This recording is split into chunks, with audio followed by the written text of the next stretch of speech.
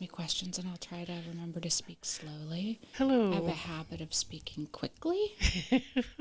We all do. So don't hesitate to say, Renee, slow down. Okay, very good. I'll do so. Well, thank you all. Welcome to Community Matters. This is your host, Becky Steinbrunner, and I am honored to be here with you this afternoon for a couple of hours with some great guests. I'd like to first thank Satellite Workspace and Digital Media Center for hosting our studio within. They are at 325 SoCal Avenue in Santa Cruz. That's between Ocean Street and the San Lorenzo River. It is a great place to come check out, and as a remote workplace, you can rent it by the hour, the day, the week, the year, whatever suits your needs. There is equipment you can rent out if you want to do some video recording. They'll train you how to use it, and it's just a marvelous resource. Santa Cruz Voice shares studio space in Satellite Workspace with community television, another great gem in our community. So the first Wednesday of every month is free here at Satellite Workspace for you to come and check it out. You can always come take a tour, so do that. 325 SoCal Avenue in Santa Cruz. So welcome to Community Matters. My name is Becky Steinbrunner, and as I said, I am your host for the next couple of hours. We are honored to have here in the studio with us Renee, the Santa Cruz County Law Librarian. I don't know your last name. Oh, it's Flemming. Ah, excellent. Thank you. You're welcome. Well, I have asked Renee to come in and talk with us this afternoon about the Santa Cruz County Law Library. A lot of people don't know about it, and it is another great gem in the community, and I have come to really appreciate the help and kindness of Renee and the other staff there. And so, Renee, thank you for joining us here today. Thank you for having me, Becky. It's always fun to come and talk about the law library because, as you said, we are a resource that most people don't know about. You know, we hide in the basement of the government building, the multi-story one, 701 Ocean Street, room 70. Basement. We've been there since the library has moved around a lot in its many years of existence. We've been in the space that we occupy now since I think about 1998. It predates me. But we're hidden down there. Most people don't know about us unless they get shuffled to us from another county department or court department. Mm-hmm. So essentially, we function as a public library because that's what we are. We're kind of akin to a special district. We're technically not considered a special district, but we are our own little tiny public entity. Most people think we're a department of the county or we're a department of the court, and that's not true. We are governed by a board of trustees, and all of our governing statutes can be found in the California Business and Professions Code. Yeah. And so, it's a weird place to kind of put us, but that's where we are. And that tells us, what our board is allowed to do, what the makeup of our board is supposed to be, how often our board is supposed to meet, how our money is to be handled. And because we are so small and our statutes really haven't changed that much since county law libraries were enacted back in 1891 at the state level. So there were a few that existed before that, like San Francisco's one of them. And in Santa Cruz County, we came into existence in 1896. So we've been around for a really long time. I should say. And we've changed a lot, right? So county law libraries, when they started out, really they were to provide books to attorneys. So, and of course, that has changed tremendously throughout the years, and especially over the last decade or so. But we are, I won't get ahead of myself, but we are a separate little tiny public entity. We live in the basement of the county building. What's kind of unique in our county is that we have an MOU with the Superior Court. So back when I was first hired at the end of 2006. The Law Library Board thought it was a good idea to enter into an MOU with the Superior Court based on budget, staffing, all kinds of things, because we operate on a shoestring. Yeah. And so that MOU, what that does is the Law Library Board still meets on a regular basis. They still set all policies and procedures, but it means that staff are court employees. And so the library has an agreement and they reimburse the court for part of our salaries, not the entire thing. But it helps us stay in existence, and it helps us provide the same level of services that we are able to provide. Without that partnership, we would look a lot different. Mm-hmm. How is the law library funded? Good question.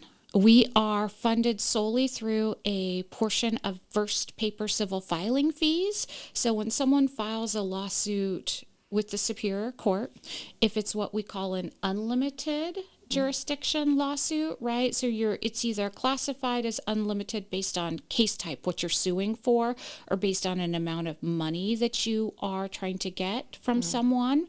So we get $35 from each first paper filing fee, which is $435. If it's a limited civil case, we get $12.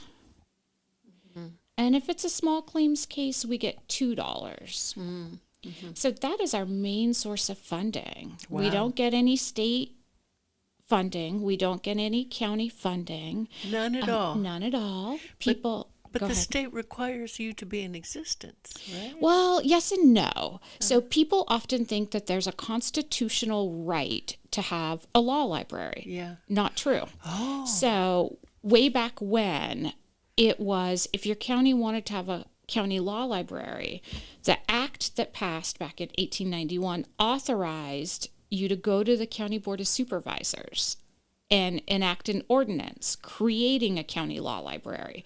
So once a county law library is created, you really can't disband it, right? But you had to have it created. And of course, one's been created in all 58 counties, but what they look like varies completely, right? Yeah. Because there isn't any stabilized, centralized funding at the state level that trickles down to all of us county law libraries, we are dependent upon what happens in our county. Oh. Wow. Yeah.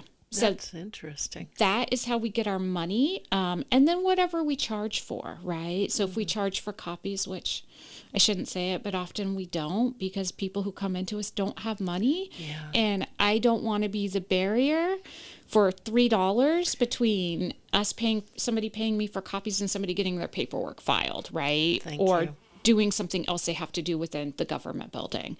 Yeah. So no, that is the majority of our funding. It's about over 90%. 90%. That's substantial. It is. Yeah. I mean, our total operating budget, roughly, give or take, about $200,000 a year. Oh my gosh. So when You're I say very shoestring, efficient. yes, shoestring.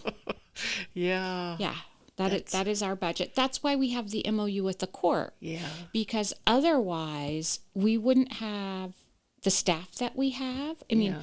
we don't have a huge staff, right? It's 2 full-time people. And we wouldn't even have that if we didn't have the partnership. Wow. Yeah.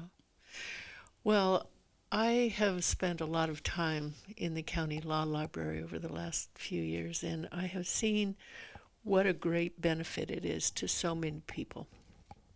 And that is largely because of your knowledge and the other staff's knowledge and the gift that you all have in calming people by giving them information that allows them to take action. It really helps people a lot. So right off the bat, I want to thank you Oh, you're welcome. and your staff. I mean, I've been doing this for a very long time, and I wouldn't continue to do it if I didn't love it, honestly. I mean, yeah, we all have those days where it's like, oh my goodness, here I am again. But, overall, I just think it's so important for people to have information. And really the interesting thing about the job that we do is, and this will probably come across a little cold, but I honestly don't care what the outcome is for someone, right? That's not my job. Right. Like, I am not invested in the outcome. Yeah. I want someone to have access because that is really what we're about. We're there to help people gain access to the court system. Yeah. So whether that's how do I get something filed or what's the next step in my case, we're there to try to help you parse out what the procedure is. What are you doing wrong? Yeah. We can't tell you what you should be doing. We can't give out any legal advice, but we're there to try to help guide you. And sometimes that's really all people need. Who's a plaintiff? Who's a defendant? Where do I look in this book for something? Because it is trying to do something in the legal world. It is not intuitive what you need to do. Right. We are the layperson is trying to navigate a world that was created for lawyers, by lawyers essentially, because a lot of our legislatures have a legal background, right? Yeah. And it's just so hard. How do they navigate through what's required of them when it's so foreign? Mm-hmm. And there's, no one there to really try to help you and answer your questions. And county law libraries, that's what we've morphed into. We started out being there for attorneys, and then we just started seeing an influx of people representing themselves, right? And that really started happening mid-90s, and it has just changed. Now, this doesn't hold true in every county because every county's demographics and culture is a little bit different, but in most counties, for county law libraries, the majority of people coming into a county law library are members of the general public. Mm-hmm. For us, it's, over 90%. Pre-COVID, it used to be more about 85%. And then after COVID, that has, just been more and more members of the general public coming in, fewer and fewer attorneys coming in to use us. Interesting. Yeah, well, I think COVID did a lot of things for us, right? Mm-hmm. And one of the things it did was it pushed a lot of solo practitioner or small firm attorneys who used to come in and use us to purchase like their own online resources, right? And so they subscribed because they weren't always able to get into us. Mm-hmm. And so they then did something different. Mm-hmm. What are some of the online resources and also other resources there in the library that people could expect to use? Sure. So, we're a public library, so we have lots of books. We also have online resources. We currently subscribe to Westlaw is our main online database. Prior to the beginning of this calendar year, we did both Westlaw and Lexis, but because of our budget, we had to choose one. And we were fortunate to get a grant through our statewide county law library organization to be able to keep our Westlaw. Oh. And so we provide 2 concurrent seats or licenses for Westlaw. And that has access to a lot of things we have in print and then things we don't have in print. So you can find California codes, U.S. codes, the codes for all 50 states. You can find cases and also secondary materials. That's really kind of the heart at what people sometimes are trying to find is that secondary resource that gives a discussion of your topic or subject area.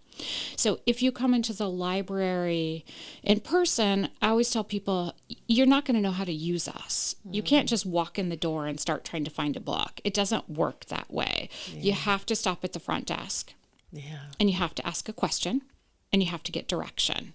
And so for certain things, that we see all the time that you probably hear when you're in there, right, is, I want to change my name. I need a restraining order. That's a common one. I need to file for divorce. I want to file a small claims case.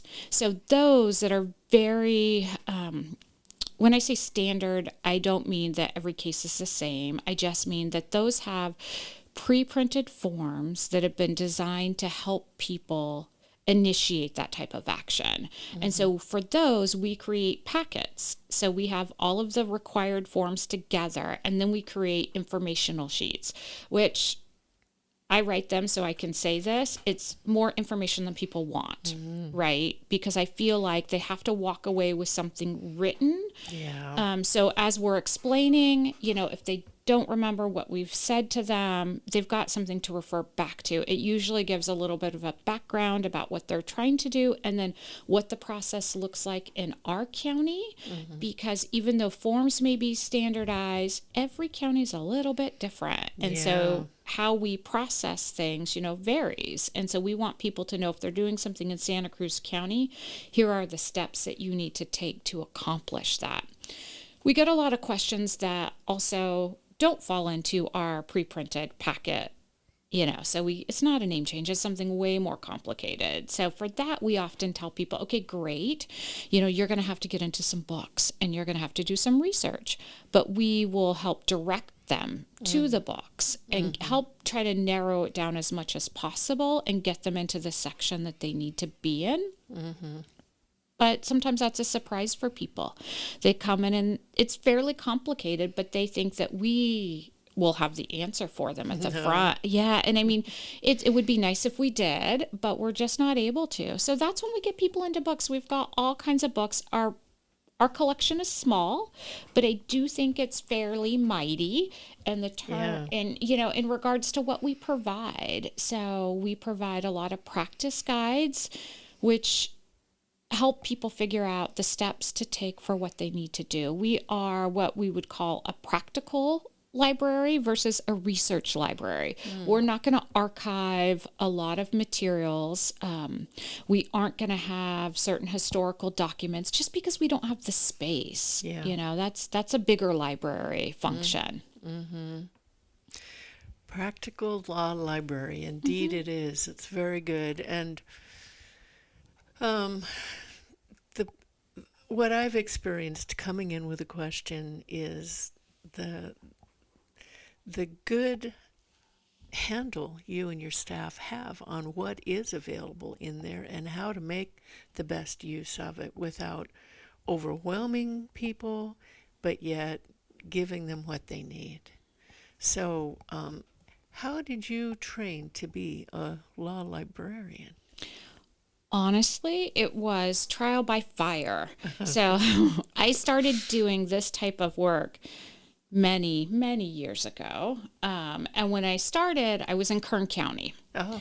And I started in high school updating books after high school. So nowadays, books are a little bit different, but for those of you who aren't familiar with the law library, a lot of our books are what we call loose leaf books. So they come in a binder. Once upon a time ago, those were not a 3-ring binder, but like a compression binder. Oh, yeah. And so that means that when things get updated, you don't just get rid of the whole book and get a new edition, right? You are interfiling the pages within the binder.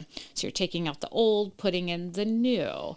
Nowadays, they're moving away from that and going, going to just a softbound volume that gets replaced every year. Which, no. Yeah, yes. But so I started many years ago doing updating. And then it just kind of worked into a part-time job. I moved away for a while, and when I moved back, they still needed someone part-time. And so I did that while I was going to college. And I realized that I love it. I mean, I was a kid who always loved to write the research papers, right? I still enjoy that kind of stuff. Don't do it anymore, but I still enjoy it. But so, I mean, it just became natural for me because I enjoy helping people and I enjoy learning and doing research. And so I just kind of fell into it. And so there was never really any formal training. I mean, I do have a master's in library and information science that I got later on. But, it was really just, learning from the people that were teaching me. And I mean, I still learn even today. I mean, it's one of the reasons I enjoy my job is I'm always learning. Almost every day I learn something new that I didn't know before. That's fun. Yeah, it is. I mean, it's, and it's I like it also because we're very collaborative, right? So, I mean, with staff, we are constantly talking about, okay, well, we could, is it this? Is it this? Being a court employee means that we also have, the ability to call up a clerk and ask them, what did you tell someone? And over the last, I've been here in this position since 2006. So almost 18 and a half years there. So end of 2006. So 18 and a half years I've been in my current role, and my role has changed. So I'm currently, even though I still use the title also of law librarian, I have a different title. So my title is Director of Self-Help Services for the court. So I oversee not only our law library, but our self-help center at the courthouse in Watsonville. Oh, wow. And I do some other administrative back-end stuff. And so it's really that MOU with the court really has allowed my role to grow differently and have lots of collaboration with lots of different areas within the court. So and with self-help, because we work so closely with self-help, hand in hand with them, even before my role changed, right? We always work so closely together. And it's nice to have those conversations and collaborate. How best do we help those people that are coming into us that need assistance, that need guidance, right? What else can we be doing for them? What kind of topics come up? When people walk into the library, we keep informal statistics, right? Not about someone's name or identifying. We don't identify anything with a question, but we make tick marks, right? How many people walk in our door each day? What are the questions, subject matter that they're asking us? And so we do that so we can informally look at trends, because sometimes it feels like, oh gosh, I'm getting a lot of questions about like name and gender change, right? But when I go back and look at the statistics, maybe I'm not getting any more questions than I used to get. It's just they all came in on 2 particular days close together, right? Yeah. But sometimes it's statistics show, oh yeah, we've had a ramp up in questions about that particular topic. So then we think, well, do we have a handout on that topic? Do we need a handout on that topic? Yeah. And conversely, some issues kind of fall off and we don't see them as often anymore. It's like, oh, that's not really a thing anymore. So then we don't necessarily get rid of our handout, but we don't keep it on the ready, right? It's more of what I would say a print on demand. We'll print it if we need it, but we don't keep it ready, and we don't, it's just a way to kind of gauge the issues that walk in our door every day. What sorts of things does the board do to respond to that or guide that in how you operate? Or do you report? I imagine you report those statistics to the board. Sure. So prior to July 1st of 2024, the board was required to have monthly meetings. So we would meet once a month unless I couldn't get a quorum for some reason, right? And so the board would meet, and it started with COVID, where I would then every month, and I still do, provide statistics for how many people we saw walk in the door, right? Now, that may not be different people, so we like to talk about it in like incidents of service, right? Or a different way to frame it, because it's not necessarily, we may see the same person every day of a certain week, right? But they're still walking through our door. They still have questions for us. And so we try to keep track. I report every month, how many people walk through our door, how many people we are helping over the phone, or how many people we're helping via email, because someone doesn't have to walk in our door to get our help. They can call us. If we're busy, which we often are, it's going to go to voicemail, but we're going to call you back. It may take us a day, may take us 2, depending upon how staffing. Busy. But we're going to get back to you. You can always email us too. And that's an easy way for us to respond. Sometimes, if it's fairly nuanced, we may say, gosh, it would really be lovely if you could come in person, right? Or maybe we can talk on the phone, because sometimes email, it takes a lot of back and forth when it could be a quick phone call, right? To solve an issue. But I have to say, in my experience, I once emailed, and I don't remember if it was during COVID or not, but I emailed a question in about a certain law or something, and very quickly you came back with attached files from law books and things like that. It was extremely helpful. So. Yeah, we do that. I mean, we tell people, I believe we have an autoresponder on our email, that gives a time frame, but usually it's same day. It might be next day, but email is often a very quick way, because even if we're busy, right, we're still kind of checking our email as we're doing other things too. So email's a little bit easier to get. Well, I shouldn't say easier. It's a quicker response than a phone call often, because a phone call sometimes needs to wait until we have a lunch closure or an afternoon closure. Yeah, because we never know how long a phone call is going to take, especially if there's only one of us there. Then, inevitably, if I'm the only person there and I'm at the front desk and I answer the phone, 5 people are going to walk in my door. And I'm going to be on the phone, right? And really our priority are the people that are standing in front of us. Yeah. And so those phone calls, that's why it takes a little bit longer to get a phone call back. But we do our best, and we are always happy to email stuff to people. Yeah. We tell people to, because we will glance at someone's forms, not to read for content, but just to look at them and go, oh gosh, no, you forgot to fill out this item, this item, this item. Now, we don't guarantee that we will catch everything, but we are happy to give them a once over if it's something like a name change, right? Something very standard.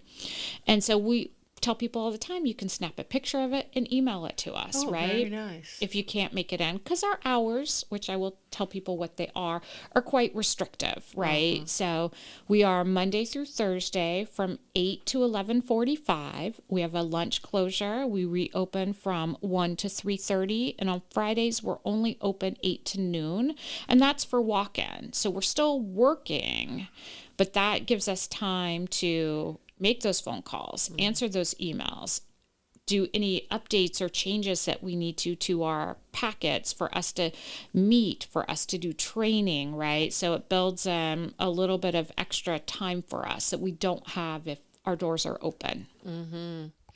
And do attorneys have other access hours to come in and use the library? Not anymore. So pre-COVID, they did. We had an after-hours access, and attorneys would be able to apply for that. There was a fee involved with that. It was actually, in terms of revenue for us, it was a decent size amount of revenue that we would get. But with COVID, we shut all of that down, and we haven't brought it back. Unfortunately, there have been security concerns with our entire building. So not anything about the library or after hours users for the library, right? But just security concerns in general for the building. And we just have not brought back after hours access. And I don't know that it will ever come back. But again, the amount of attorneys that use us in person has gone down. But, they often email us or call us and say, hey, can you send me this case? Can you, check this for me? And we are happy to do that and attach it to an email, just as we would anybody else who walked in our door or called us or emailed us. What percent of your clientele are attorneys or is attorneys? Yeah, so I would have to look at my numbers. It's roughly probably 10 to 12%. Yeah, it's very tiny. Pre-COVID, it was more along the 15 to 20%. Interesting. And on an average week or month, about how many people do come in and use the Santa Cruz County Law Library? So it definitely fluctuates, but on average, we see a little over 500 people. Wow. A month. Yeah. Wow. So I don't have, we do an annual report every year. for fiscal year, right? So we run a July 1 through January, that's a short year, July 1 through June 30th fiscal year. And so we do an annual report based on our fiscal year. Last year, we saw about, in person, we had about 6,500 was our number, right, for the entire year. I think for just all incidents of service. So in-person, phone calls, emails, it was over 9,000. Wow, And that's down from, pre-COVID, it was more than that. But, things have changed. Yeah. Do you network with other county law librarians in the state? Yes, I do. So we have a listserv that we communicate on.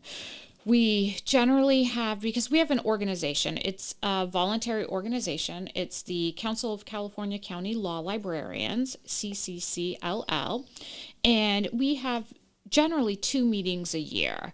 This year we did not, a fall meeting and a spring meeting. This year we did not have an in-person spring meeting. Normally that's held in Sacramento, and it's tied in with a legislative action day. Because we are trying to get the legislature on board with a fix to our funding mechanism, which is the filing fee, right?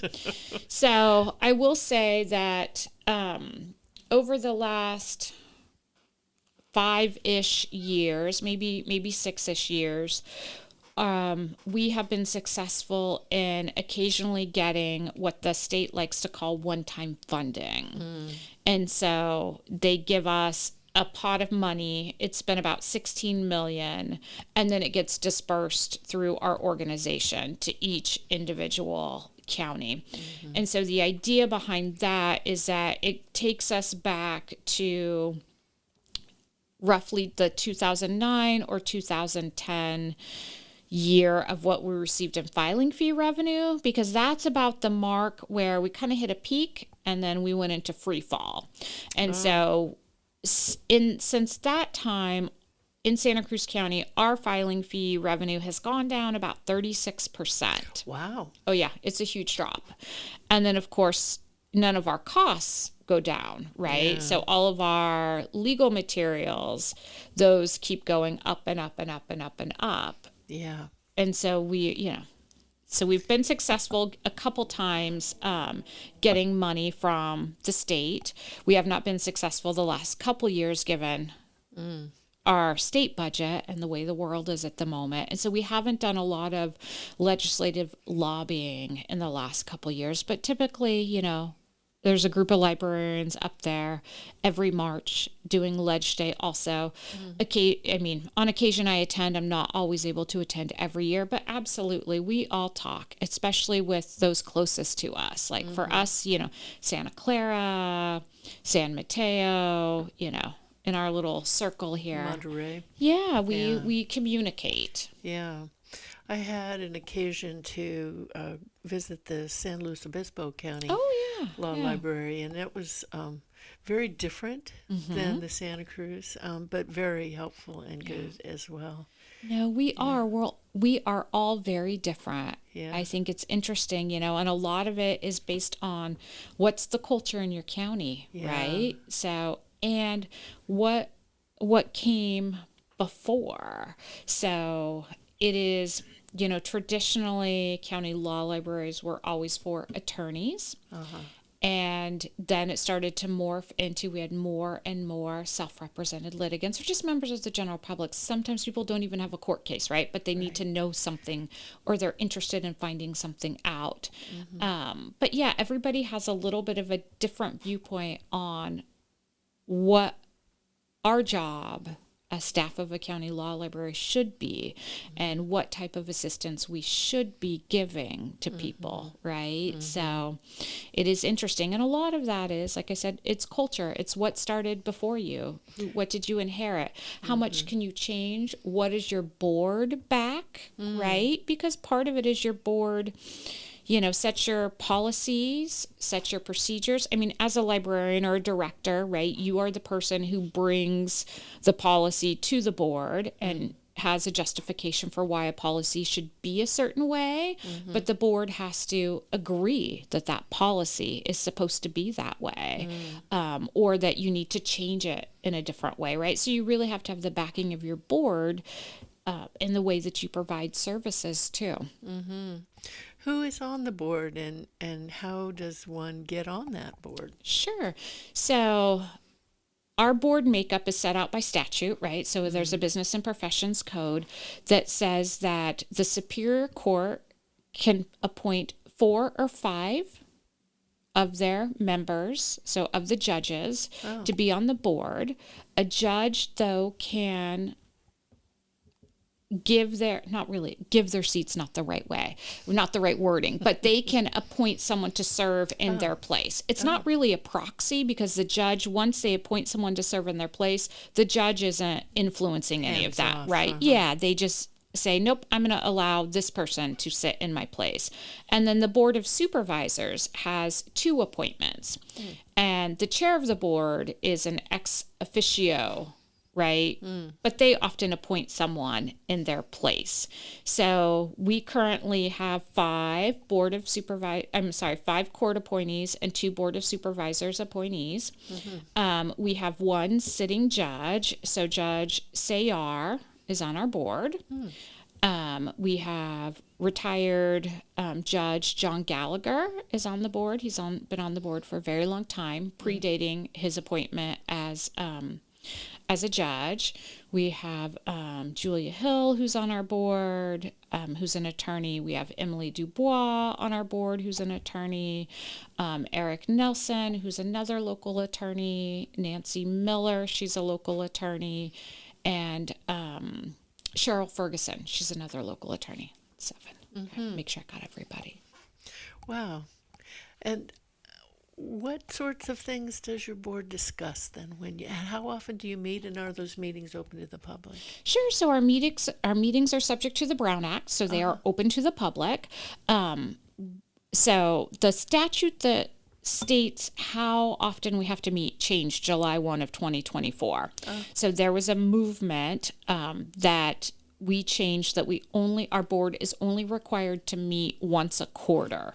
So now we don't have to do that. Every law library can then decide what they're going to do. So my board just made a decision at our March meeting that we are going to meet, I think it's 5 times a year.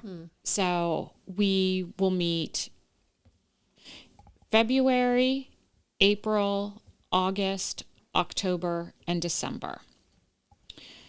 And then it's usually the 3rd Tuesday of each month, 5 p.m. And if we have a pressing matter that arises that can't wait for one of those regular meetings, there's a mechanism within the statute to call a special meeting, right? So that's not a problem if there's something, or call an emergency meeting, right? If there's a matter that needs to be decided. So our board meetings, what we discuss, it varies, right? Some meetings are 10, 15 minutes because there's not a lot on the agenda, right? So we come together and they are approving the disbursements. So whatever money that I have spent, right, for our publications, and those are really very set. We have our expenses do not vary much from month to month. A lot of legal publishers now put you into what they call like a print management contract, right? So it is a contractual amount that is broken up that you pay monthly. And you are signing a contract for usually 3 years. So our expenses don't change very much from month to month, right? And we don't have a lot of money, so it's not like we're out buying all kinds of frivolous things. And so, the board approves the disbursements. They approve the minutes from the last meeting. I give them an update on our statistics are always on there, right? Like you were asking me, okay, here's who we've served. I give them information about any other thing that's coming on. Like I let them know I was going to be on this radio show, right? I try to keep them up to date on anything that's happening in the library. And then we may have discussion. There may be something that they need to take action on. Like this month in April, we just met and they took action on approving a budget for next fiscal year, right? So they took action on that. There's discussion about whether or not we're going to form a Friends of the Library group.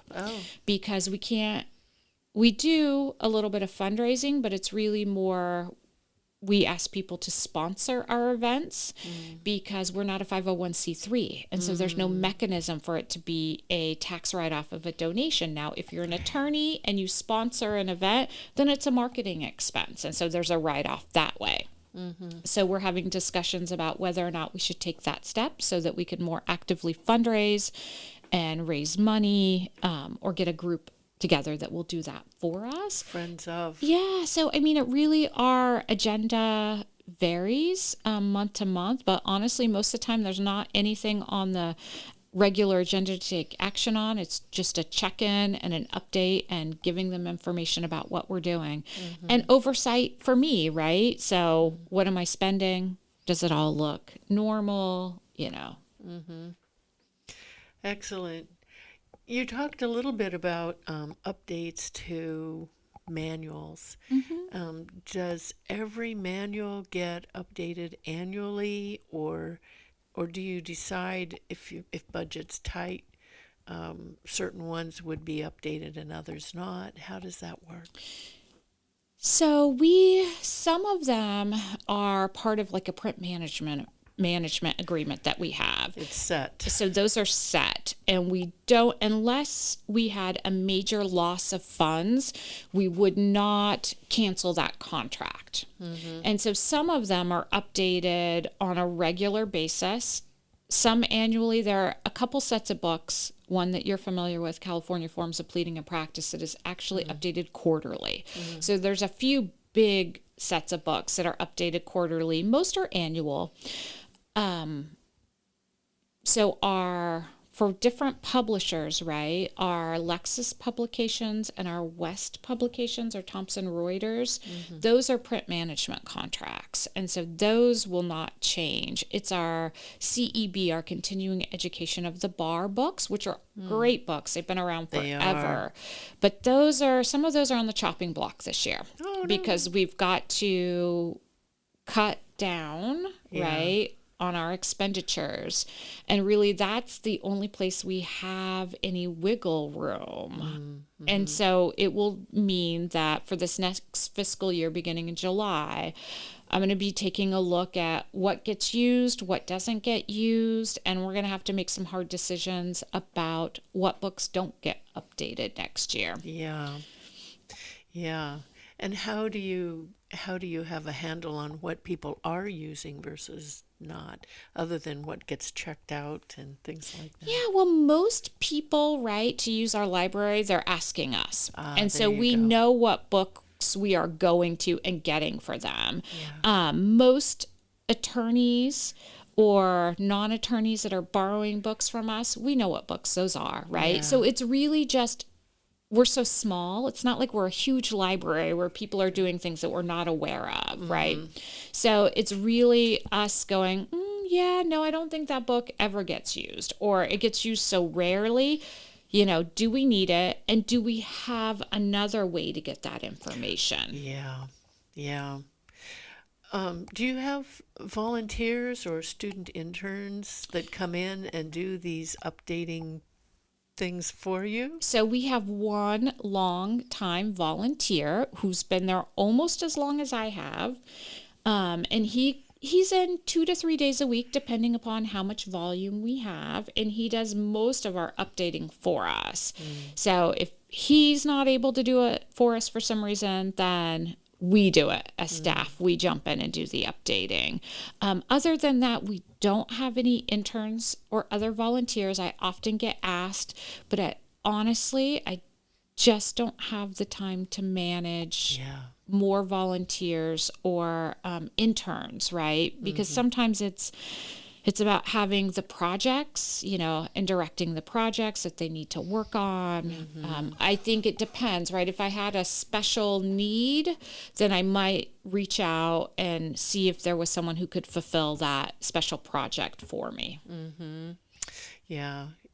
interns are great, but you have to be there to Yes. kind of guide them and make sure that things are okay. Yes. Yeah, and that they're feeling comfortable doing the work. Oh, absolutely. Because Yeah. they're there as to gain knowledge, right? It's a learning experience for Right. them. And so I would hate to throw someone into something and have them feel uncomfortable Yeah. and unsure about what they're doing, because that's not good for anybody. Yeah.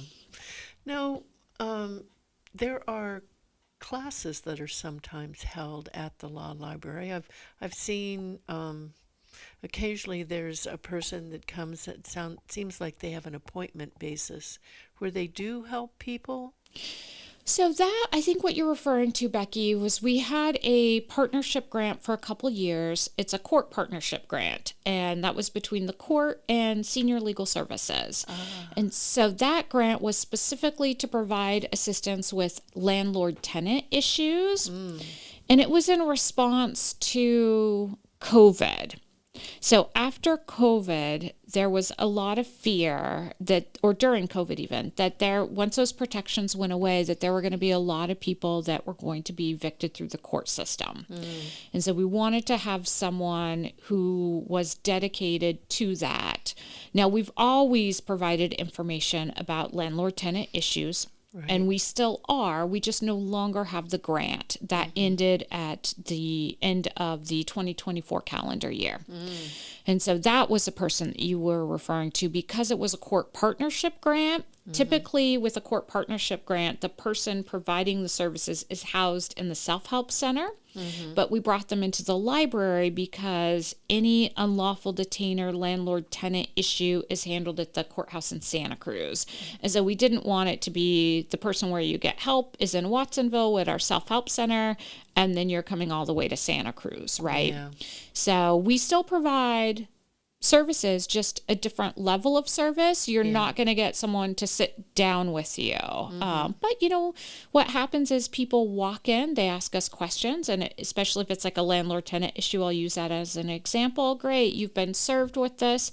Okay, when did you get served? Here are your timelines. Here's our packet. There's instructions in the packet. We'll do some basic highlighting of the things that have to be answered. Yeah. And we'll try to explain this is the information they're looking for. And we'll tell you, go around back, have a seat at one of the tables, do your best. When you have a question, or get through all you can, right? And then come back up with your questions. And we'll do our best to help you understand what those questions are. So the service is not really dissimilar. It just feels different because you're not sitting down one-on-one with someone. And people often think that if you're sitting down one-on-one with someone, you're really getting a very different service. Not necessarily. No. It's just we can't, you know, we have so many people walking through our door, right? Yeah. That we need to be available for everyone who comes in, right? So it's, you know, we get people started, have a seat, but come back up and ask us your questions, right? Yeah. Do you know what? This hour has flown by. We've got 7 minutes left. Oh my goodness. Okay, you want to talk about Scrabble? I want to talk about Scrabble tournament at the Santa Cruz County Law Library. Okay, so we have a Scrabble tournament that's held annually. I was telling Becky earlier that this used to happen way before I started working here, but we brought it back to life in 2010, and we've been having this every year in person. It happens in the spring, except there were a couple years we missed in COVID. It's happening Saturday, April 26th. It is I like to think of it as a friendly game of Scrabble. But we do have some competitive people that like to participate. So what happens is you show up at the Santa Cruz County Law Library. The basement door to the building should be open. And you will come down to us, and we will set you up to play Scrabble. We start playing at 9 a.m. We ask that people start arriving around 8:30 so we can get you registered, get you signed in. There is a $25 fee that we charge to participate. You can pay us cash, check, or credit card the day of. And then the way it works is we play 3 30-minute games of Scrabble. And so you get paired with somebody to play with. Your turn is timed, right? I forget how much. I don't actually play in it. So I think you get a minute or 3 minutes maybe for your turn, There's somewhere some along little there. timer on the We table. do. We have the little timers. I think it's 3 minutes, but don't quote me. And you play 30 minutes against the person, and then we are pretty strict about that. And then you get lots of warnings. 30 minutes is up, and you calculate your scores, and then we pair you with someone else. And so at the end of 3 games, we then award prizes for first, second, and third. And sometimes we have a few extra prizes to throw in. We have 2 different groups of play. We have competitive play and recreational play. Yeah. And so when people sign up, we always ask them, do you want to play competitively or recreationally? We have a great group of people. It's often the same people who show up every year, but some new faces too. And so if you have an interest in Scrabble, we would love it if you join us. You can go on our website, which is lawlibrary.org or sclawlib.org. Either one will get you there. You can register there. You can show up in person. You can call us and register. You can email us and register. We appreciate a heads up if you plan on showing up, just so we have an idea of how many people to prepare for. But you're always welcome to just walk in that morning between 8:30 and 9.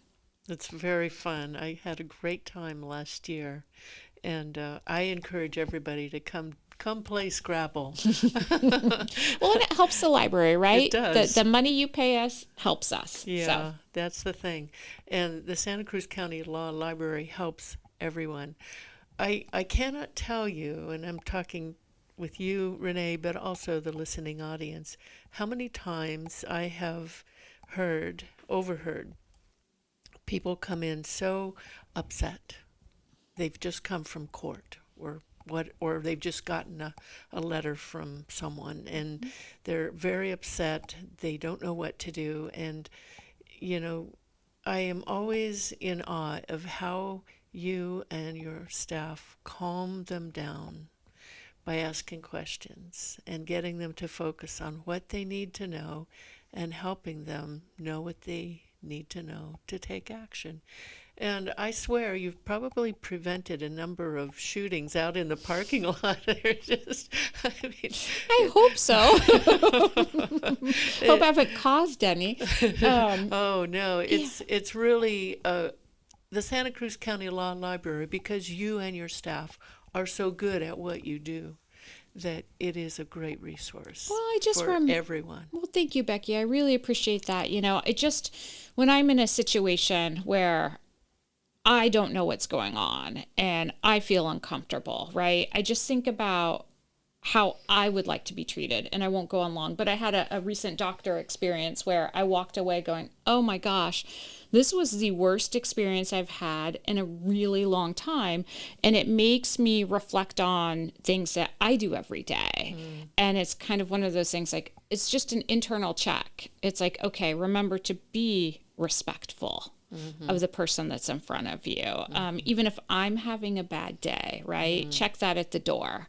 We're all human, right? But check that at the door, and remember, just to, I don't know, just take a moment and empathize with the person that's in front of you, because, they're going through something that I have no idea. It's not important to me, right? Because it's not my life. And it's just one of those things that we just have to remember, that kindness doesn't hurt anybody, right? Yes. Thank you. Bless your heart. Well, for those of you who have just tuned in, this is Renee Flemming from the Santa Cruz County Law Library. I urge you all to just go take a walk into the basement, room 70 of the Santa Cruz County building, 701 Ocean Street in Santa Cruz. Why don't you give us one more time, Renee, how we find out more about you and your hours? Sure. So you can go to our website. It's www.lawlibrary.org. Someone snagged that URL a very long time ago. So that will get you to our website. It will give you information about our services and our hours. We're a very small staff, so sometimes it's a little out of date. That's on me. But it will give you at least our phone number and our email address, and you are welcome to reach out with any questions that you have. We are happy to answer them, whether it's about our services or a legal question. Excellent. Thank you very much. And I'm hoping to get a link to the law library put on the Santa Cruz County Library website so more people know about you. And thank you so much Well, for thank being you, here. Becky. For It's all been you fun. do. Yeah, Thank you. you. All right. Take care. Thank you. Thank you. Thank you so much. Of course. That flew by. It did. Very quick, huh? You are an excellent speaker. Very Oh, well, thank you. calm, thorough, clear, organized. It's a real pleasure. Thank you. Thank you. Oh, anytime, Becky. Thank For you. a moment there, I was like, oh, lost my train of thought. I'm like, I better go back and answer the question. Thank you so much. Have a good weekend and happy Easter. Thank you. Hi, yes. Hi. Do you want to come in? I will. Thank you. Oh, yeah. Susan, hi, nice to meet you. I'm going to let you sit wherever you want. Okay. Well, it's just a matter of trying to take it all in, you know. Oh, yeah. Now, forgive me because I've got to. You've got to carry on, yeah. I've got I'll to hook watch up what a you do. telephone, Yeah. which is always a little scary for me.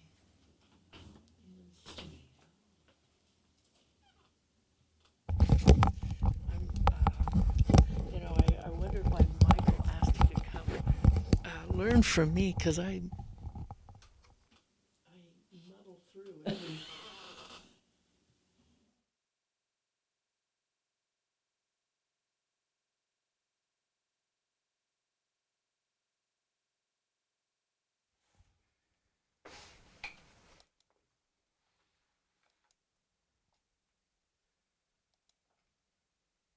Ready to connect. Click Connect to show now.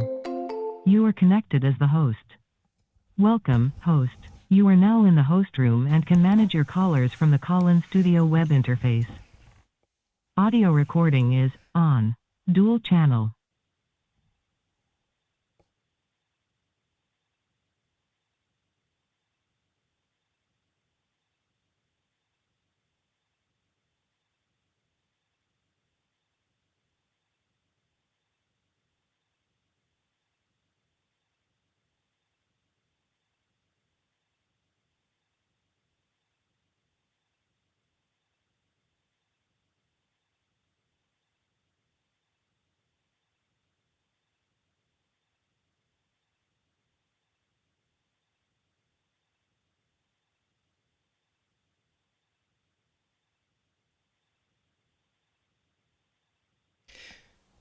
And so right now we're not on the air. And you can see that that's white. When it's on the air, you click it, and that gets you on the air. Yeah. So we go on the air at 6 minutes past the hour. Okay. And he is here, so I'm going to go ahead and bring him in. Hello, Coty. Can you hear me? I can. Can you hear me? Excellent. Yes, I can. Thank you. Great. Thank you so much for joining us. We've got about 2.5 minutes before we go live, so thank Okay. you. Of course. Why don't you talk a little bit, and I'll do a sound check while we're. Sure. I'm Coty Sifuentes-Winters. I'm a supervisory vegetation ecologist with MidPeninsula Regional Open Space District. Excellent. And I'm here to talk about some of our fire resiliency work. Okay, excellent. Oh, yes. I have a person here in the studio that's observing. And Susan, you are welcome to be at a microphone if you want to sit in.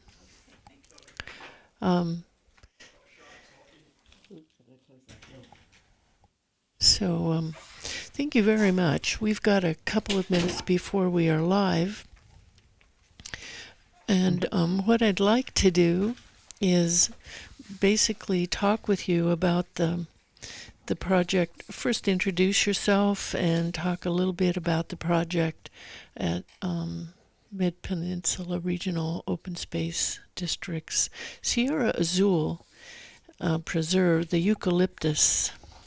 grove and how all of that went, or is it still in progress? And the person here at SantaCruzVoice.com that connected me with your agency is named Michael Olson, and he lives in an area of Santa Cruz that abuts eucalyptus, and he's, as many people are, very worried about the fire danger. Yeah. So he's the one that he's probably all ears out there in the listening audience, and I'm sure a number of other people will be. But I also this morning received information from someone who has quite a different attitude toward eucalyptus, and she treasures the habitat that they do provide. So maybe we can have a balanced conversation here about that.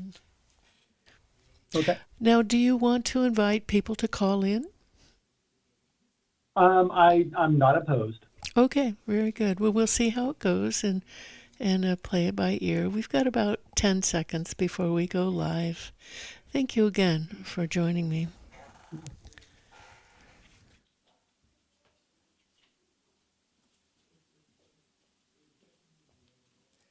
And welcome back to Community Matters. This is your host, Becky Steinbruner.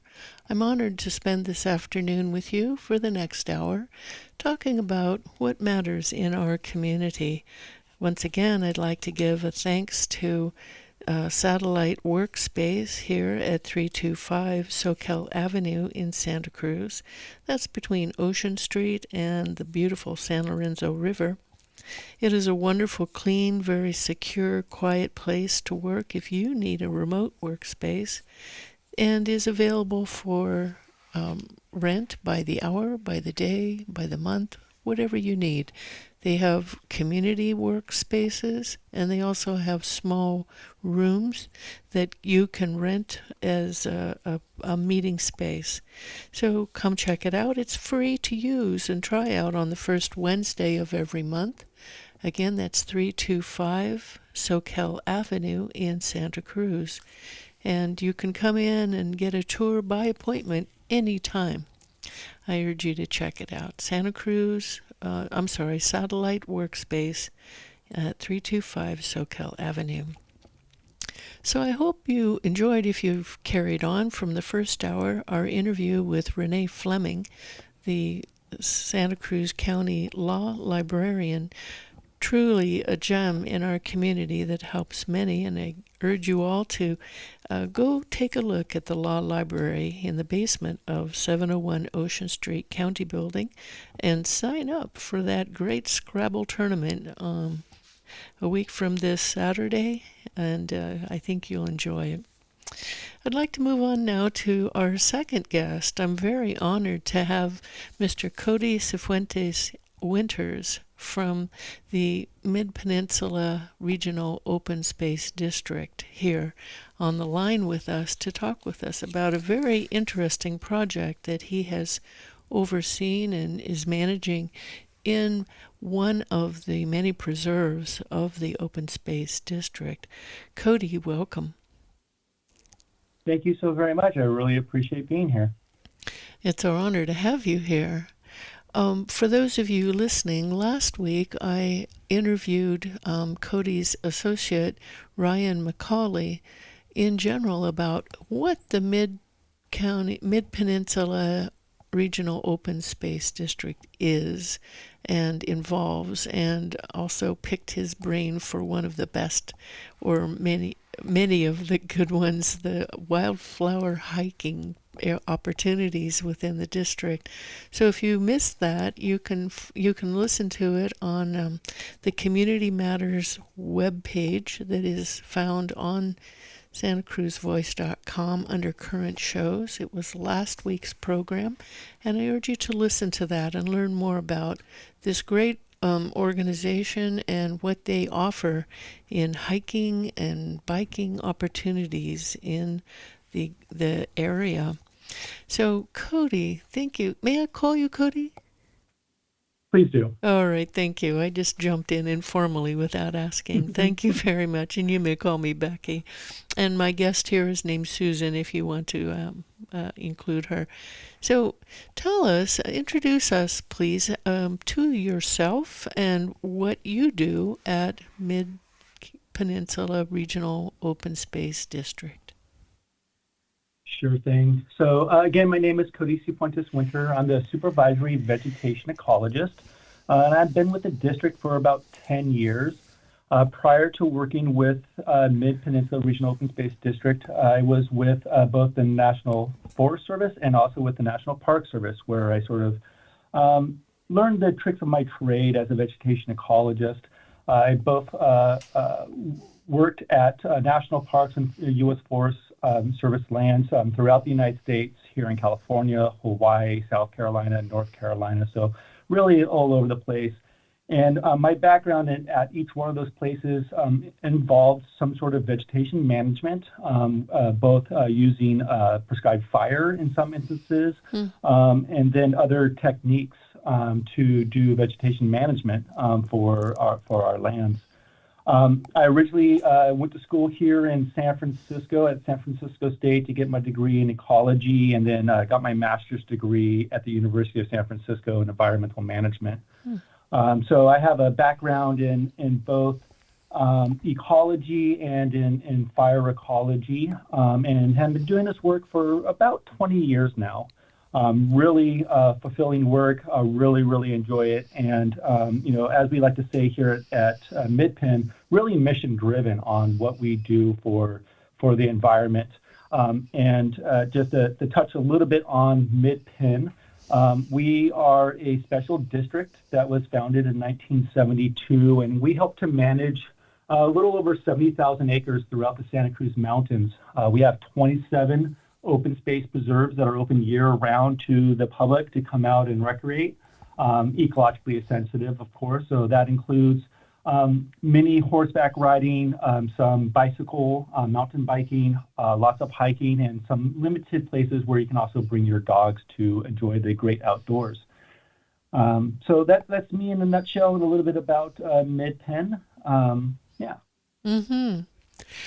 Nice. You've worked in many areas, and my ears perked up when you said you've got some experience in training in prescribed fire. That's becoming more of a vegetation management tool. It's sort of being resurrected with the help of the tribal community too. Yeah. Do you work with tribes at all? Yeah, so fire's always been a part of what we do here at MidPen. We started doing prescribed fires way back when. We actually stopped doing prescribed fires in about 2010 or so, and that was just for us to get our paperwork in order in terms of CEQA. That's the California Environmental Quality Act. So we had to do a little work on that, and I was actually the project manager to develop our wildland fire resiliency program, which the project you were mentioning, the eucalyptus project that we have at Sierra Azul, which you asked me to join on, is part of that wildland fire resiliency program. So I was the project manager, and we got that through a very robust public engagement process. We got that approved by our board in 2021. And then we amended that project, that program in 2022 to also include the use of prescribed fire. And, one of the many things that we like to do is to engage our partners, and that does include our tribal partners as well. Mm-hmm.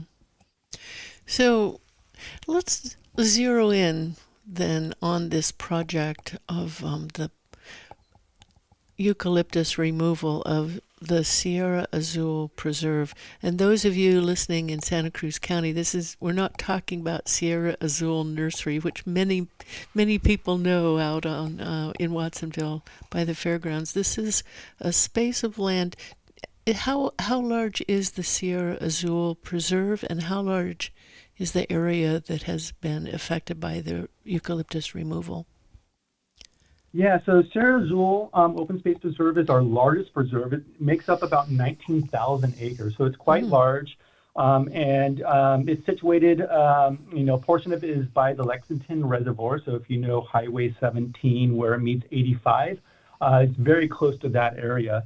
And in fact, this eucalyptus removal that we did is right on the outskirts of Lexington Reservoir. So like I said, it's about 19,000 acres, so it's quite a large preserve of ours. Yeah. And this eucalyptus project site that we did, it's a pretty small but mighty little lift of 2.5 acres, so a very small percentage of our preserve in which we're doing this project work. Mm-hmm. How did you decide that the eucalyptus trees had to be removed? What was the process? That's an excellent question. So eucalyptus is a non-native species. It was brought over here by humans, originally from Australia and Tasmania, actually. The actual common name of it is the Tasmanian blue gum.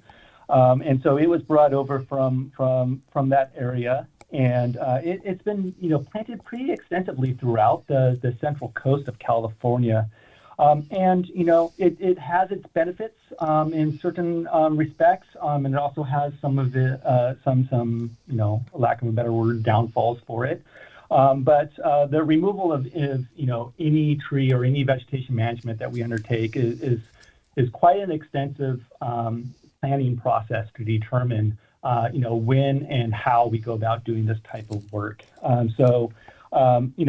Some of the benefits of eucalyptus, one, there are these beautiful trees. They have great smell, and they do provide some habitat, especially for some raptors, for owls. And for those of you who are along the coast also know that in some instances, the monarch butterflies use them for overwintering. Mm-hmm. But one of the trade-offs of these species also is that they are fire prone. They have very shaggy bark. They have very volatile oils in them, so they can catch fire pretty easy. That shaggy bark, when it does catch fire, can be lofted in the air. It can travel really, really far distances and start what we call spot fires. So that is a fire that started outside of the perimeter of a normal fire, and so these little embers can fly pretty far, and so that's one of the concerns that we have regarding eucalyptus. Mm-hmm. The reason why we selected this particular eucalyptus grove actually is it's pretty embedded with a bunch of other projects that we have going on at the district, and one of those is to open up a portion of the Sierra Azul Preserve to the public. This is called our Beatty project, and we're undergoing a lot of review of that area to open it up to the public. And what that property has at that site, it does have some old buildings at it. And these old buildings, they're pretty dilapidated. They came with the property when we purchased the property. And part of our process at MidPen, when we get property and open it to the public, is try to restore that property to protect and restore the natural environment. And so we do want to remove some of these buildings. Well, some of these buildings actually have some bat populations in there. Uh-huh. And so, one of the things that we're trying to do is to mitigate or to lessen the impacts on the bat species that are currently using some of these old buildings. And, the way we kind of see it here at MidPen, and instead of building like a bat shed for them, or maybe, keeping up a building just for bats, is, what did bats use prior to human occupation here? And so there's certain species of plants that they used. And so what we were looking at is potentially restoring a site for bats. And what that really means is to think about, what do bats need? They really like to be near waterways, such as Lexington Reservoir. Mm-hmm. And they also really like to feed on insects. And so we started to think about what we could do in this area. And we found this site in which it has about 2.5 acres of eucalyptus that used to be a riparian area. So this is a section of land that's sort of a transition between the drier uplands of a hillside and the wetter areas of Lexington Reservoir. And so we thought, hey, this might be a really great site that we could do some restoration work. So it took us about 3 years of sort of planning and thinking about this site as a potential restoration site. Things are progressing quite nicely at that location. So this removal of the eucalyptus trees, it's quite a lot, like 150, 160 eucalyptus trees that have or will be cut down. Has the work happened yet? Yeah, so we actually completed the full removal, and that was completed last calendar year. All the eucalyptus have been removed at this point. So now we're into the quote unquote reforestation section of the project. You're right, it's quite a number of eucalyptus. It's about 150 eucalyptus, and they ranged in size, everything from a 1 inch sort of diameter one, and I believe the largest one was just over 36 inches in size. So wow. Quite a different size grouping of those trees. Yeah. And so how does this tie in with removing these old buildings where the bats are living? Yeah, so the planting plan that we have for the site, how we're going to restore it, we are keeping in mind what the requirements are for bats, what type of plant species that they like to use, what potential insects that they eat, what those insects like to use for plants as their food source. And so we are tailoring the planting plan at that site with bats in mind. And so that's kind of the idea, is to try to get them away from the housing sites and more back into the more natural areas. Mm-hmm. But doesn't it depend on what kind of bat it is? I know there are solitary bats that do roost in trees, and then there are the more colony type populations. It seems like it might be using those old buildings. How does that fit? There's a whole host of different bat species and how they like to interact with the environment and with each other. And in fact, one of our wildlife biologists here at MidPen, Matt Sharp-Cheney, he's been assisting me as our bat biologist to sort of help to design what we're trying to do. What we're really, we're not just trying to design for the solitary bats that are roosting into the trees or into other plant species, but also we're trying to provide like an ecological uplift of that area for other species that bats depend on. So the biodiversity of insects and other species there. Mm-hmm. So I would imagine that you had to go through quite a, as you said, robust CEQA, California Environmental Quality Act process. Describe that process for us, because that's where we would all of this would have been looked at, I assume. Yes. There's different ways of going about doing what we call CEQA. One is very project specific. So that would be, I know exactly what I'm going to be doing at this one particular site, and you lay out to the public what your planning process is, what you're hoping to do with the site, and how you're going to do that work. And then the CEQA process, it looks at the impacts to the environment and provides a sort of a sunshine into the project and what the potential impacts are, and we present that to our governing board. And to the public, and we allow them to comment on it, to tell us, hey, you didn't take certain things into consideration. Maybe we didn't look at certain, as we're talking about, bat species, or maybe we didn't take a look at how much time, how many cars are going to be running through a certain area. So the CEQA process really digs into what the environmental impact might be from doing a certain action. And then our governing board takes in all the suggestions, they provide feedback to us, and then we come back and we try to either explain why we believe those actions are justified. We might provide additional what we call mitigation measures, a way to reduce the impacts that have been presented for the project. We try to make the project as best as we possibly can, right, for the environment. It's kind of the process of CEQA. So there's that aspect, the project specific.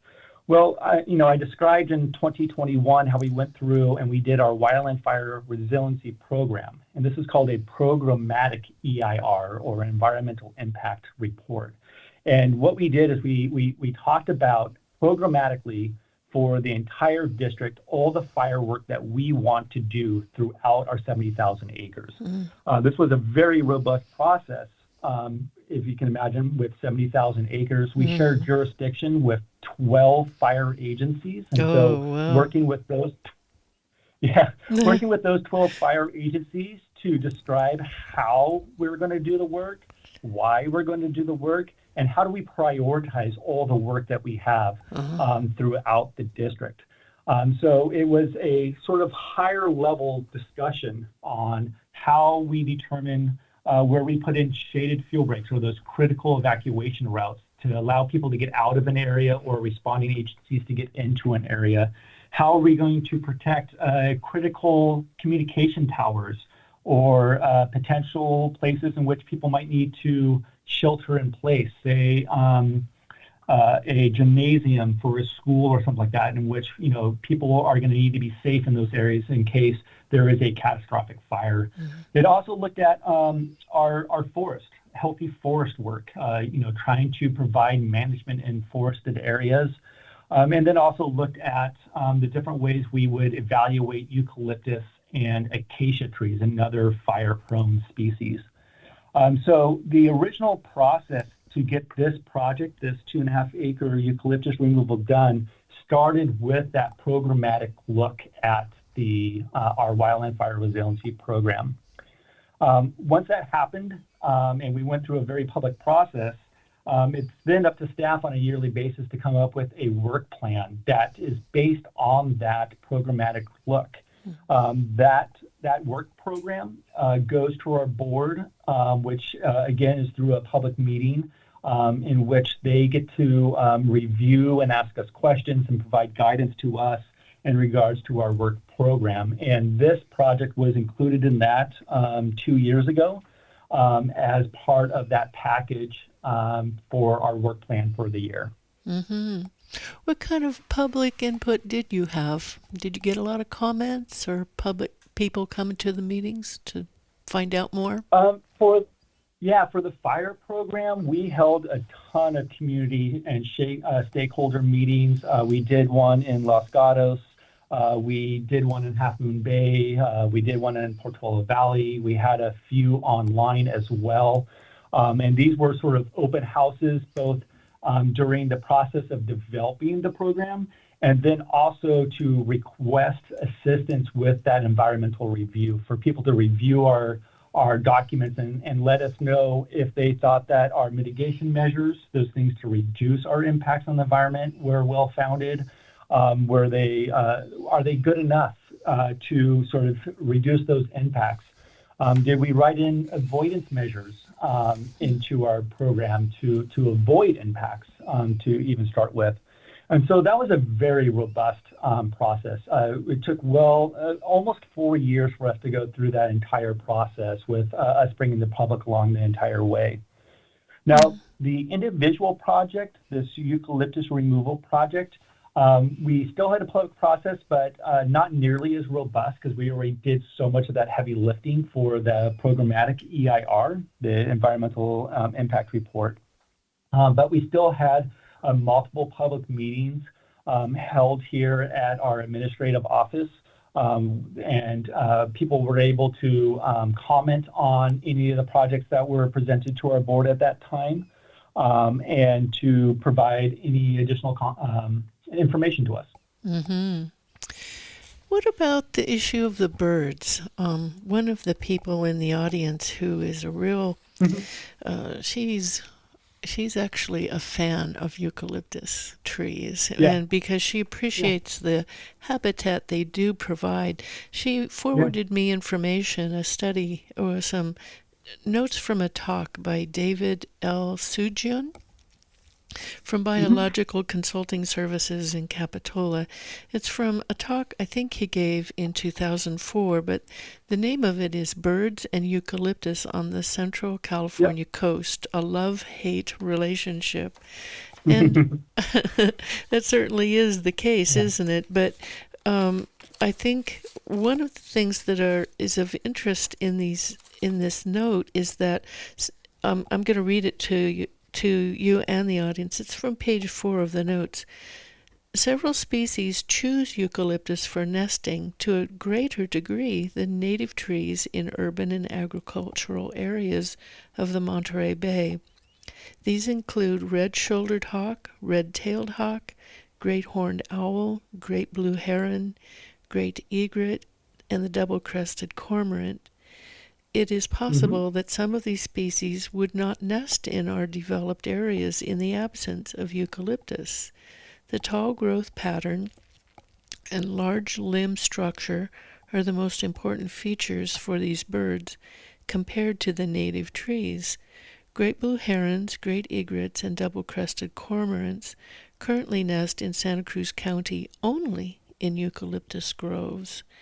And then a little later it says, double-crested cormorants only began to nest in the Monterey Bay region in 1997, and those were all around stands of the blue gum, specifically the elkhorn slough. So what did the study say? The stand of trees is near Lexington, which is a little different than being at the coastal areas or the elkhorn slough, but what did you find there? You must have had to have done some bird surveys and mitigations for them. Yeah. Talk with us a bit about that, please. Yeah, we did multiple different surveys at this location, and one of the things I wanted to note from that paper, which I do know about, they are talking about the coast side for many of these birds, and when we talk coast, we're usually talking within 2 miles of the coastline, and this project is well outside of that belt area for number one, but those birds are known to use those the eucalyptus trees throughout the Bay Area, and it is a known thing. It's something that we do take into consideration when looking at our projects. So the other thing to note is, they do talk about in the urban environment and within agricultural environment, and the location of where this project site is neither one of those. This is a more natural site for us. It's in a natural area of a preserve, so it's not associated with agriculture. It's not associated with urban areas, and neither. Some of the things that we did do at this location, we did many different bird surveys throughout this area, among other animal species that we looked at. And we also did a lot of botanical surveys as well at this location. And one of the conclusions that we did come to, one, is that this was a pretty small site. Like I said, it's 2.5 acres of the 19,000 acres that we help to maintain for the natural environment. And there is many eucalyptus that are remaining around Lexington Reservoir. If you actually look at Lexington Reservoir, it's more or less ringed by eucalyptus. And so the amount of trees that we're removing as compared to the total amount that was there is pretty minimal as compared. And so we really felt that there was going to be next to no impact to those large birds. And some of the things that we were thinking about in terms of, how do we offset sort of these impacts potentially to these birds? How do we offset that? And thinking about what we can do at this site. One thing about eucalyptus, which is pretty well known, is they have the thing what we call allelopathic chemicals. Allelopathy is where a plant will exude different chemicals and will actually prohibit the germination of other species. And so there's plenty of studies out there regarding biodiversity around eucalyptus and how especially plant species really takes a pretty big nosedive in terms of biodiversity, how many different species can exist. Now, the biodiversity with birds, it can be higher with the raptors, but let's not forget that there's many other different types of birds, the songbirds that we have throughout the area as well that depend on other things. So when we're looking at this site and seeing that, we are not removing all the eucalyptus, we're, actually removing a small percentage of those in one particular area in which we then can provide a really big uplift in terms of biodiversity for all the other species. So it was a trade-off that we really considered and thought about how will this impact and how will both positive and negative to the environment when we do a project like this. Mm-hmm. And what have you observed in watching the birds now that the trees are gone? What changes have you observed? So we just had the trees removed, and so we're now into the first season after the trees removed, and we're into the first time of doing, that birds are starting to nest. And that's one thing that I do want to point out about our fire program. I talked about, trying to avoid impacts. And one of the ways that we avoid impacts to birds is making sure that we're not doing these projects when they're nesting. Mm-hmm. So we make sure to do it outside of what we call the bird nest season. And so that usually starts in September and goes through the end of the year, where birds aren't necessarily using the trees for nesting and for breeding. And so we wanted to make sure that we avoided those impacts to any birds that might be nesting in the area by doing the project outside of the season in which they are most prone to be disrupted. Mm-hmm. In terms of seeing, the impacts on the birds, at the site, we haven't fully assessed that because, like I said, this is the first season and of that. I have been out at site. We're not seeing raptors at the site, which we wouldn't expect, though we do have raptors, surrounding the area at Lexington Reservoir. They're using other of the other eucalyptus, and there's also some really nice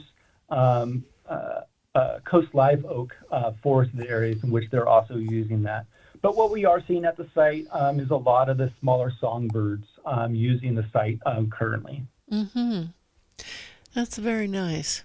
For those of you who have just tuned in, I'm speaking with Mr. Coty Sifuentes, is that how I say it? Sifuentes-Winters? Sifuentes, yeah. Sifuentes, that's a lovely name. You are the Vegetation Management Specialist at the MidPeninsula Regional Open Space District, and we're talking about a project that has occurred and is continuing to be managed at a 2.5 acre site near Lexington Reservoir, located within the Sierra Azul Preserve, one of the preserves, the 26 preserves that the MidPen oversees. So here's the big question, I'm sure, that's on the mind of many from Santa Cruz County listening in.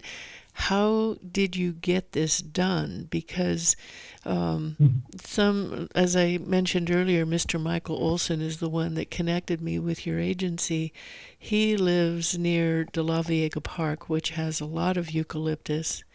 There are other areas in Watsonville, in La Selva Beach, where there are eucalyptus, and people are really worried about the fire danger or perceived fire danger of eucalyptus.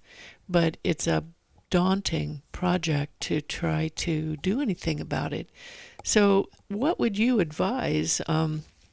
This has even been discussed in Santa Cruz County grand jury reports, the 2020, 2021. They talked about the eucalyptus fuel is contributing to some of the wildfire hazard in the wildland urban face area of Santa Cruz City.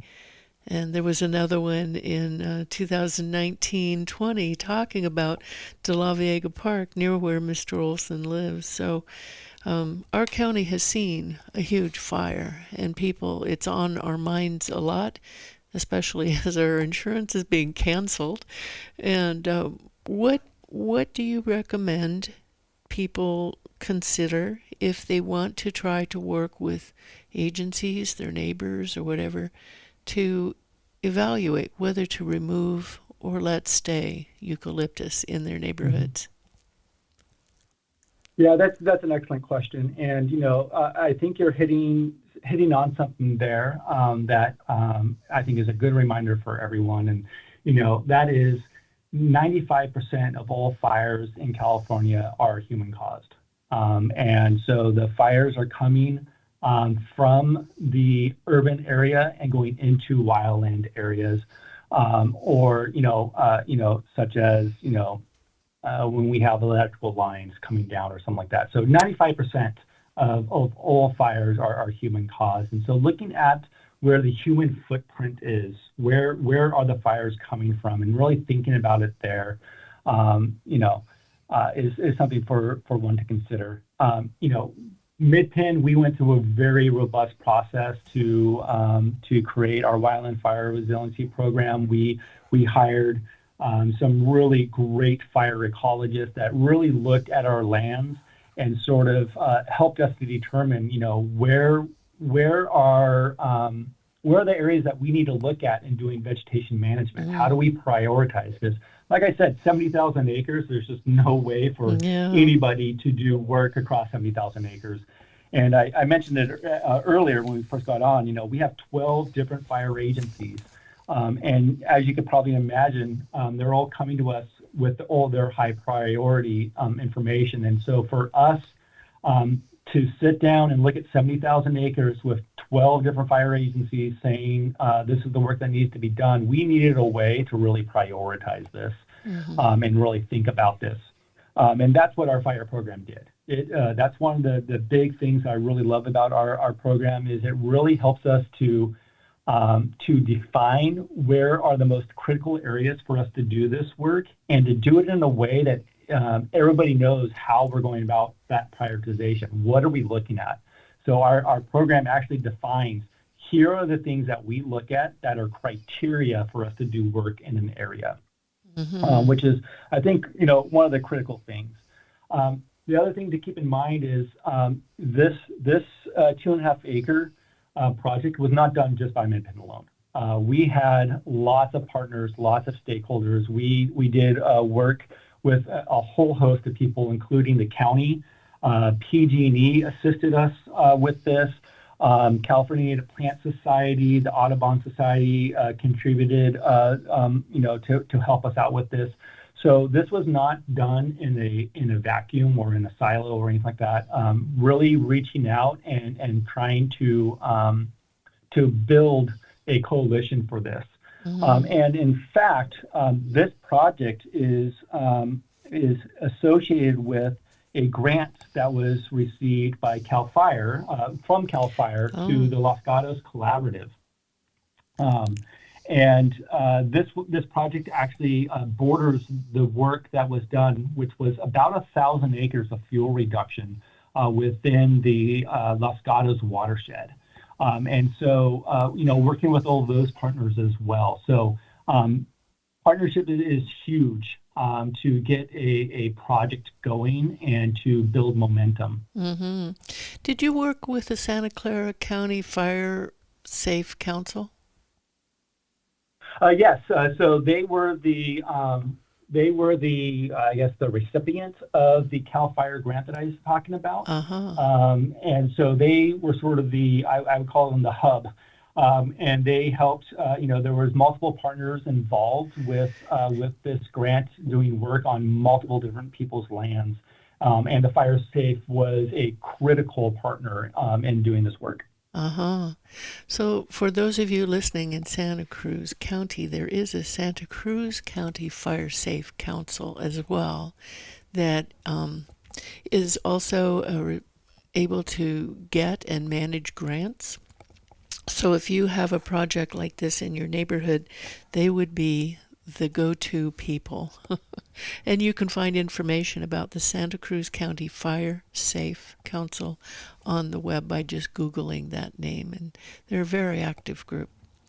Thank you for that Yes, they are information. very active. Yeah, they Yeah. are. It's The one other Go. thing I will mention that MidPen has is we do have an active defensible space permit program, and so if you are a neighbor to the Sierra Azul Open Space Preserve, you can apply for a free defensible space permit to provide that full 100 feet of defensible space around your house. State law mandates that you clear 100 feet or up to your property boundary, and in many cases, and I believe this is true for Santa Cruz as well, many times the property boundary is only 30 feet away. And so this defensible space permit allows you to extend your defensible space beyond your property and get that full 100 feet clearance around your house. And so if you go to openspace.org/fire, you can learn about our defensible space permit. Well, that's a good thing. I did not know about that. I live next to a state park, and our community has met with the state park to talk about, I think they call it boundary vegetation extensions or something like that. So there is the ability to go to an agency that owns a large public land holding and get their permission to expand. Correct, yeah. That's a good thing to know. I wanted to know about, and I'd like to open it up if you'd like for callers in a little moment. Actually, let me just give that number now, and while people are calling, if you want to, here's the number, 831-265-5050, 265-5050, and join us here if you have questions about eucalyptus and environmental processes, things like that, the habitats that eucalyptus do or don't provide. Give us a call and join the conversation. We're talking with Mr. Coty Sifuentes-Winters from MidPen Regional Open Space District. So, Coty, while people are calling in, I had a question about the updated CAL FIRE maps, the hazard severity zones. Did that affect in any way the prioritization that you gave to the Sierra Azul project?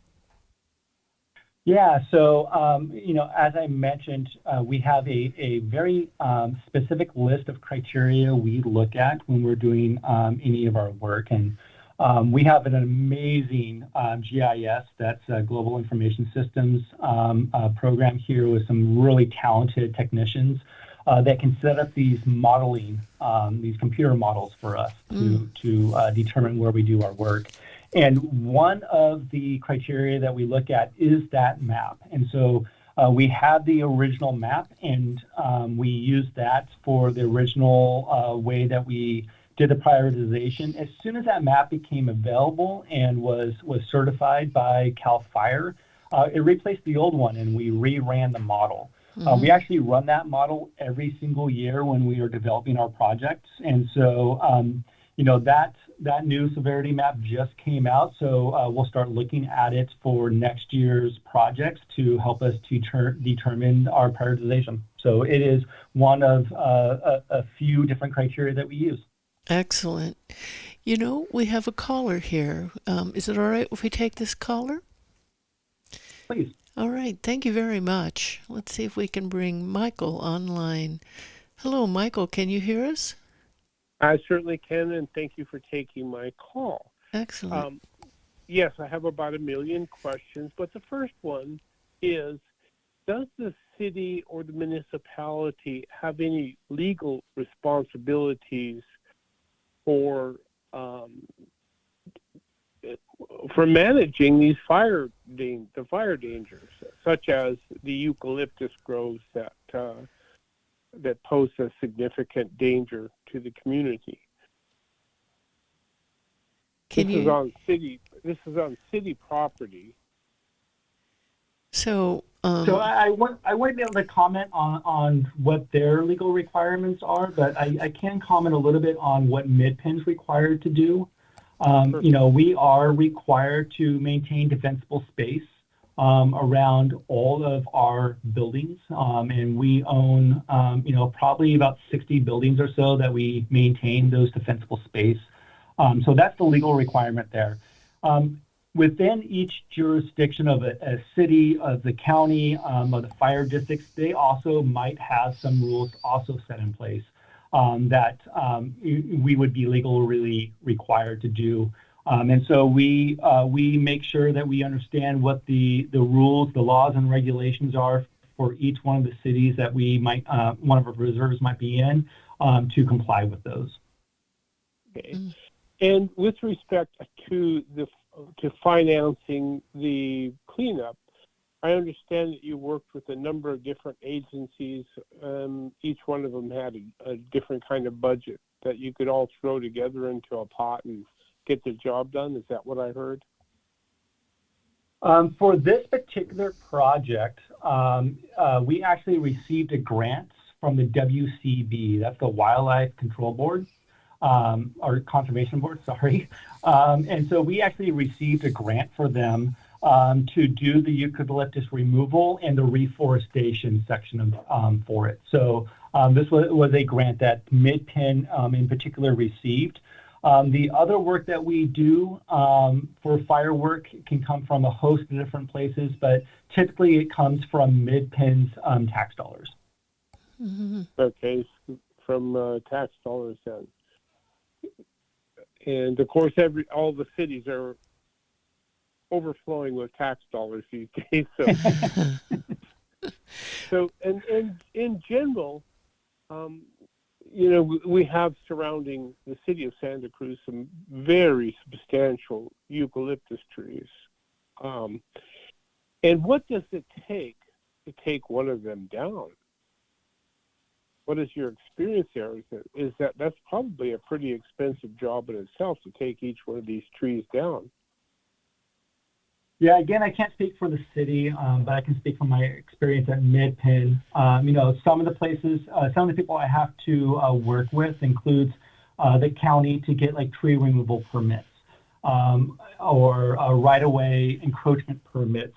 We had some of the eucalyptus were actually down on the road, and so we had to get an encroachment permit from the county to do that. We also had some power lines nearby, so that's why PG&E was involved in working with them to help us. But then there's also other regulatory agencies that might have some jurisdiction, such as CDFW, California Department of Fish and Wildlife, in which they want to make sure that we're not doing any undue damage to endangered species or to certain waterways and stuff like that. So getting permits through them. So there is a good year to 2 years of getting what we call permits in place to make sure that we've talked with everybody and that everybody understands what the project is, and to make sure that everybody's on board with what we're doing. And that MidPen did all the footwork, the preliminary footwork for that? That is correct, yeah. And so what are you doing that these days? Just curious. What are you doing these days? Got some spare in time? terms of that you like to come over the hill and work on Santa Cruz? Well, we got another. Let's see. I did 2.5 acres of 70,000 acres, so I got a few more to go. Wow. So how much you're working on 70,000 acres? Much of which we hope has the eucalyptus trees? No, we don't. It's not hugely impacted by eucalyptus, but we do evaluate all of our lands to determine where we need to do work. It's not just eucalyptus that we look at. Right. It's there's some places in which we have some really nice redwood forests that perhaps were logged way back when, and so we're seeing some effects from logging from the early days of logging, and so we're going in and doing some work in these areas as well. So it's not just about the eucalyptus, but it's looking at the entire district as a whole and sort of helping us prioritize how we do our work. Oh, good. So a lot of work to maintain these green belts, isn't there? And I think that's the frightening thing, is that it's easy just to let green belts go, and without managing them, because that's the least expensive approach. They're just trees, and we let them go, and until it's too late, I guess. Would you care to comment? Yeah, we take a very proactive approach to our management of our lands, of our 70,000 acres. We are very aware about what we have here in terms of not just the natural resources, but cultural resources and the community at a large throughout the area. And so, one of the things about our fire program that I was really adamant about is, we install these, say a critical evacuation route. It's not just a one-time deal, right? Trees and plants grow back. And so we have a mechanism within our program in which once we install a shaded fuel break or a critical evacuation route, that we have a maintenance program. And actually, we want to make sure that we maintain what we have before we install anything new.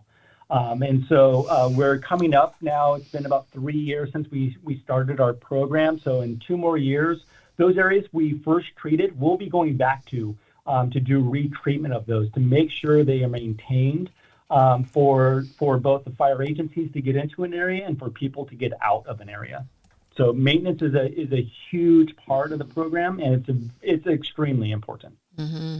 I have a question. We had a cleaning project here a number of years ago, but looking at it, the forest now, you would never know it because it just whoosh, came right back. How hard is it to, once you take a eucalyptus grove out, how often do you have to go in and make sure it stays away? You have to keep fighting, don't you? So for this project, it's usually about 2 years, up to 3 years of going back in every 6 months to remove any additional eucalyptus.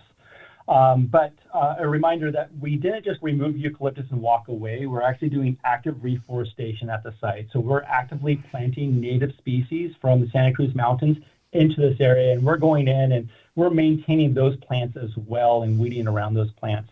So, we can foresee that we'll have to be, removing actively and pretty, not extensively, but there's going to be quite a bit of work for the first 2 to 3 years, but then it tapers off pretty quickly. So eucalyptus, unlike some other invasive species, doesn't have what we call a huge seed bank. It doesn't, the seed doesn't keep coming up at that site for, over a long term. So usually 2 to 3 years of active management can really get it under control.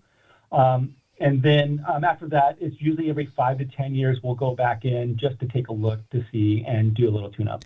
Did you have to use or do you plan to use herbicides at all?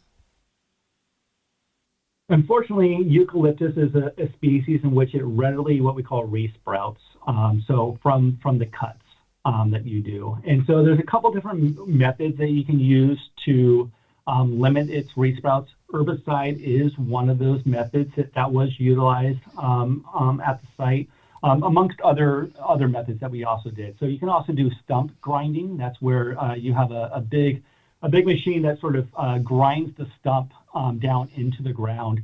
It's pretty extensive, and it can't be used in sites that have a steep terrain, like this site has a steep terrain, so it wasn't being able to use because of that, and it also does a lot of ground disturbance, as you can imagine. Mm-hmm. The other methods that we've used is to use black tarps that we put down over the stumps, and that deprives the plant of any sunlight which it needs to grow. We do have to maintain those And one of the issues with that we have to think about is we can get entrapment of wildlife. So we have to make sure that it's down correctly and it's maintained, so that way we don't get entrapment of any wildlife into the area. Yeah. The last method, which we might use, is as it resprouts, is just to cut it back again, not to allow it to continue to grow. That's a lot of work, though. You have to go in pretty often to remove anything that's green that might produce sugars for the roots to keep growing. Yeah. And that's a lot of work as well. Well, thank you very much. We are at the end of our time already. Mr. Coty Sifuentes-Winters, thank you very much for joining us today. How do we find you very quickly in 10 seconds? Yeah, you can check out our website at www.openspace.org/fire, and that is our fire program. And feel free to take a look at that. You can also reach us at info@openspace.org. Okay, thank you very much. I really appreciate your time. Thank you. Thank you. I appreciate it, and I wish you the best. All right, you as well. Take care. Thanks so much. Bye now. Bye. Okay. This is Susan. This is Jim. Nice to meet you, Susan. The next programmer. He's very patient with me. Not a problem. Because I'm time learning. is really short. And You're learning how to do the hockey